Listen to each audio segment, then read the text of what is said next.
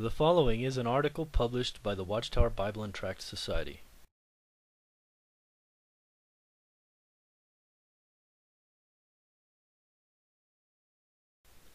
It's taken from the 1990 Watchtower Questions from Readers.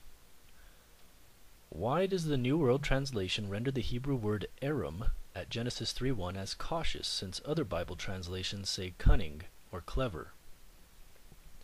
That scripture reads, "Now the serpent proved to be the most cautious of all the wild beasts of the field that Jehovah God had made. So it began to say to the woman, Is it really so that God said, You must not eat from every tree of the garden?"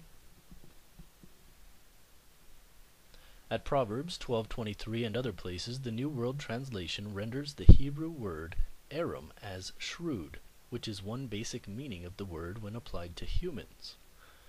But as is the case with so many words, arum has various shades of meaning. For instance, Benjamin Davidson defines arum as follows: 1. Crafty, cunning, subtle. 2. Prudent and cautious. That's taken from the Analytical Hebrew and Chaldee Lexicon.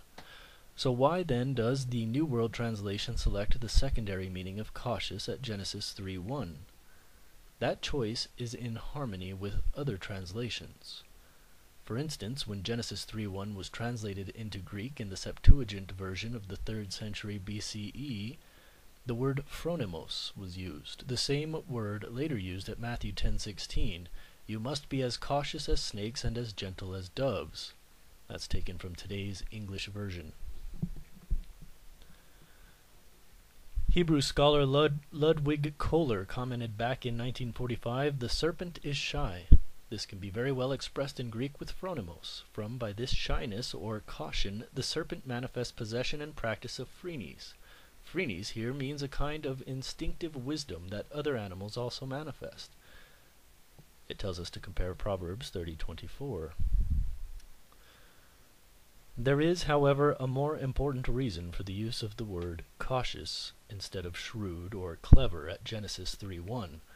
To call the serpent clever here, right before it is described as seducing Eve into sin, might lead many readers to conclude that the Bible depicts a mere snake as working out this scheme by dint of its own unusual cleverness. Such an interpretation would reduce the account to the status of myth, and a rather silly myth at that.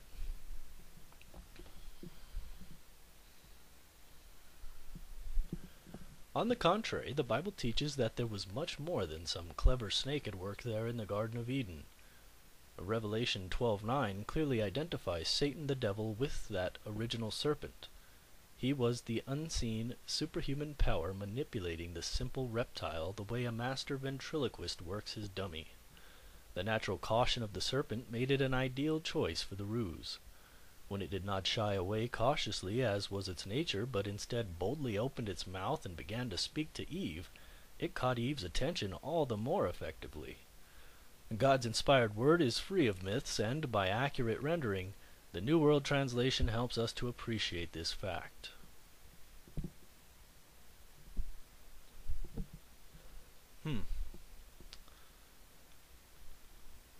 I have shown you the entire article as written in the Watchtower, so you cannot claim it's taken out of context. The Watchtower Bible and Tract Society says that Revelation 12:9 clearly identifies Satan the devil with that original serpent.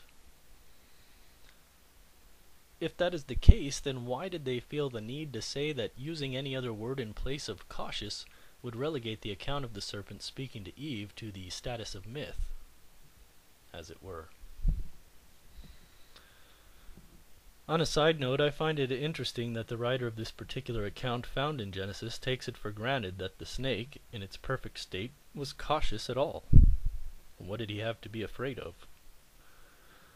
It seems that the writer of this account found a way to kill two birds with one stone.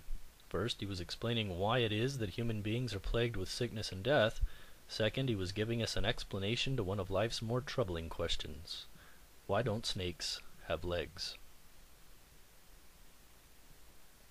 We're given the answer in Genesis 3:14. "And Jehovah God proceeded to say to the serpent, Because you have done this thing, you are the cursed one out of all the domestic animals and out of all the wild beasts of the field. Upon your belly you will go, and dust is what you will eat all the days of your life. Kind of a shame that God would punish this snake who was only a dummy. Don't you think? Where's the justice in that?